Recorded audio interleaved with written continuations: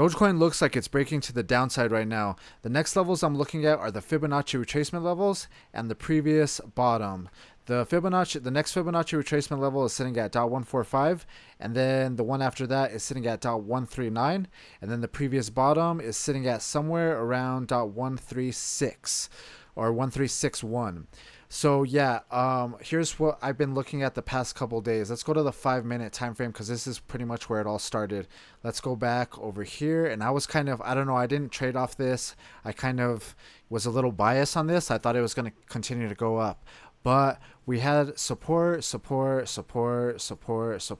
on this 5 minute time frame, giving me this trend line going to the upside.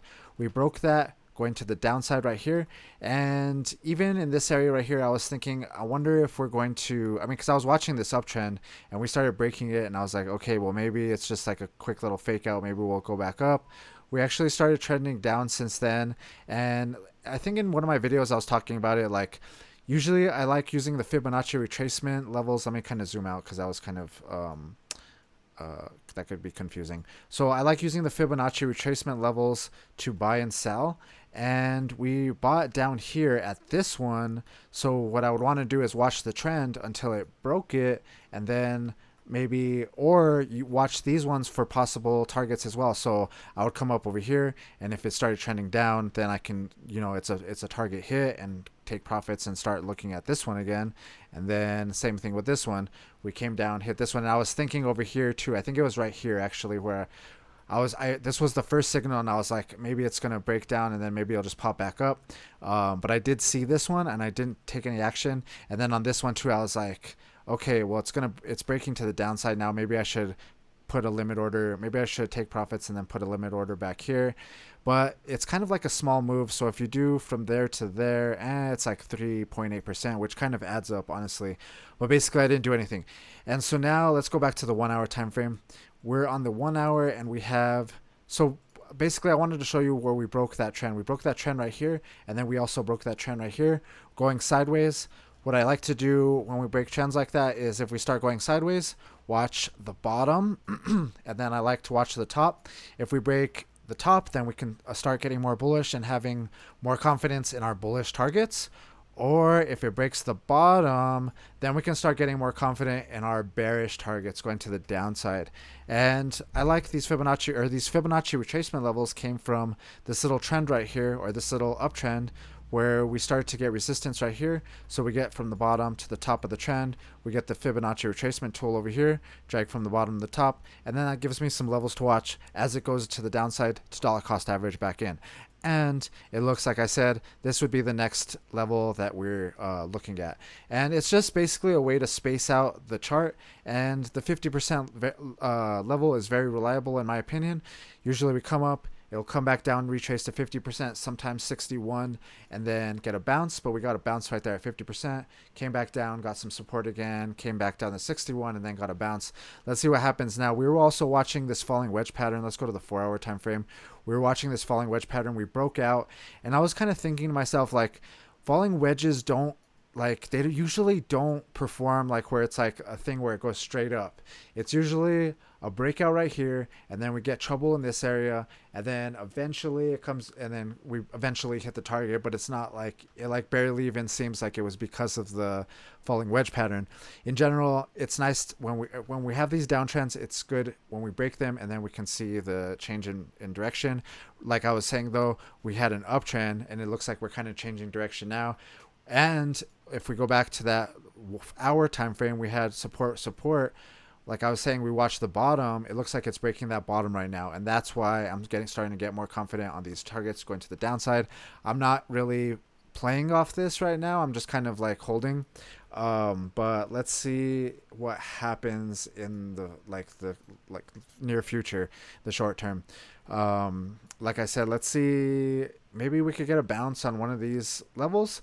And then the other thing that I was thinking about in one of my last videos is, let's go to like a 4 hour time frame, and let's clean this up a little bit. We don't need any of these, but I think I mentioned it, and we have a couple of, it seems like, inverse head and shoulders. Let's go ahead and delete that falling wedge pattern. Because yeah, we broke out of it, and I don't know, we it looks like we were on an uptrend and now we're breaking to the downside. So let's kind of reevaluate what's going on right now. And like I was saying, it kind of seems like a inverse head and shoulders. We have shoulder, head, and then I was thinking if we come back down here and we can actually get some support and then push up, then maybe we'll form that other shoulder, and then it can be this pattern right here, and we could drag from the top to the bottom of this to that resistance. We definitely have resistance right here. We have resistance, resistance, resistance, resistance. We need to break this line right here sitting at 0.15227.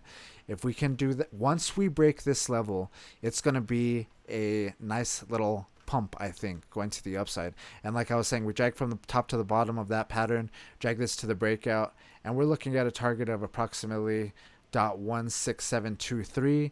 And if we can get some good momentum, then maybe we can start breaking out of the 17 cent level. And if we go to the daily time frame, I was looking at this other inverse head and shoulders. Let's see, we have, okay, so it's right here. So we have shoulder, this is on the daily time frame. We have head, and then if we come back up, and then we have a shoulder, if we can hold support right here at this level where I had my limit order at 0.139 at the 61% level, then we could form some sort of pattern like this, and then we got that inverse head and shoulders pattern.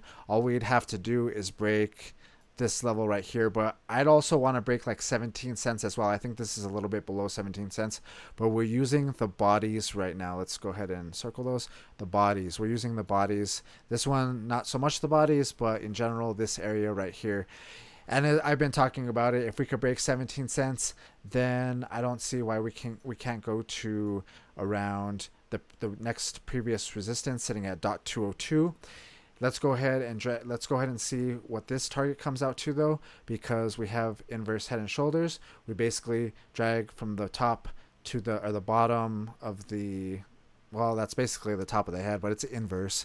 But we basically drag from here to here, and we drag that to the breakout. Let's go ahead and get a trend line tool, drag that from there to there, drag this to the breakout, and we could be looking at a target of approximately 0.196. And this line, like I was saying, if we drag this up to like 17 cents, something like that, because all those, there's a resistance right here, there's a resistance right here, a little wick that came up right there, and the little wick right there. So I mean, we could let's hypothetically drag this target. We could actually clone it, I think, yeah, and then something like that maybe.